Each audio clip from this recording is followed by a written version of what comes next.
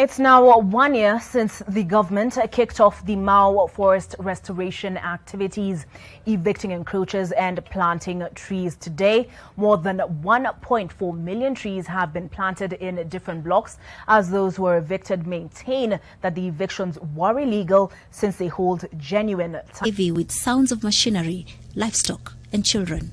But now the silence is almost deafening, only punctuated by the sound of nature breathing amid sighs of relief.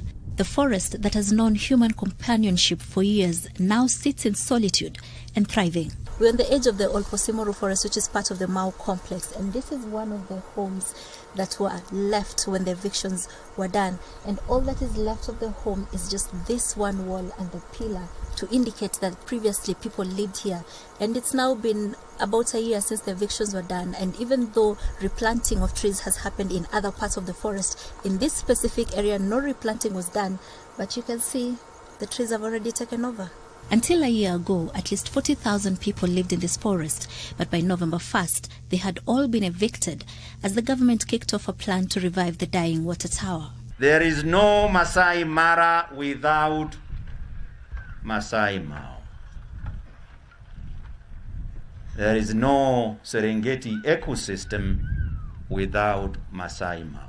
For the last 1 year, work has been ongoing. We have been able to plant around 1.4 million tree seedlings, and I was able to go there yesterday. I have been monitoring, and the survival and the growth rate is quite amazing.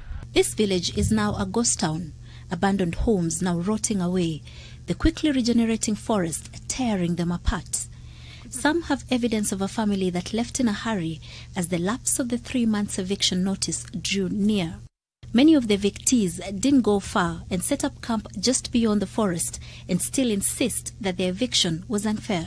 Mahali ilikuwa na hizi starehe. Wakati hao walitoa sisi huko kwa shamba, akakuja sanyana hapa. Mamana ajui mahali ingine tunaenda. Ile mashamba ambao tulinunua huko tuliwacha tu. Na tumejaribu njia yote. President akakaa kabisa mgumu. Wale liuzia sisi shamba, mbona serikali hapana chukua hawa ama hapana zika hawa? Tunalala nyumba moja na watoto. Hakuna manyumba ngine. Hii mabati 6. Tumekosa sasa chakula. Hii watoto yetu wanalala njaa. Akipata watu wenye amenunua miwa, akitafuna miwa akirusha chini, watoto anatoa anaendelea kukula hiyo yenye wase wamekula.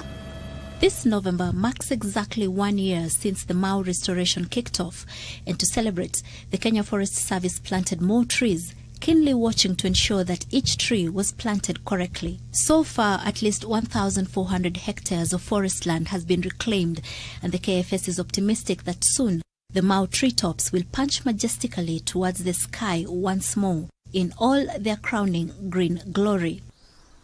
Zainab Wandati, NTV.